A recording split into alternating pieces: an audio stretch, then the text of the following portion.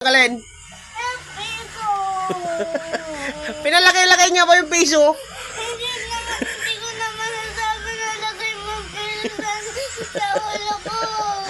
Pinalagay niya yung piso sa ulo niya tapos nagpapatanggal sa akin. Oh. Bakit ko kasi tatanggalin? Ikaw nagpalagay. Papay. Tatlo na, isa lang nilagay ko. Oh. Sa braso ko. Oh. Sa dalawang braso ko na. Oh. Meron ko nalagay na bubble tapos yung peso nalagay mo pa sa ulo ko. Oh, sabi mo kasi ilagay sa ulo. Wala naman ako talaga nasabi. Oh. Andyan ba sa ulo mo? Oh, eh. Andyan ba sa ulo mo? Ang piso.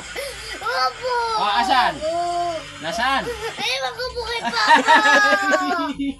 Pinalagay-lagay mo sa akin. Sabi mo ilagay yung piso. Wala naman talaga ko nasabi. Yung peso nalagay mo sa ulo ko. Kasi sabi mo lang sa akin ilagay. Di wala ka naman doon. Ano yan sa ulo mong piso?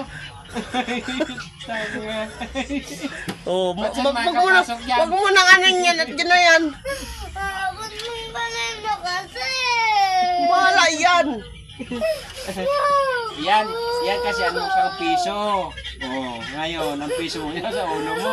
Ayan, nagpalagay ng piso sa ulo. Maalis yun. Hindi na maalis yan. Salaran mo. Bahala kayong magama. Yung piso na yan. Tapos, na-magic mo ako. Tapos, ganyan naman lang nalagay mo sa braso ko.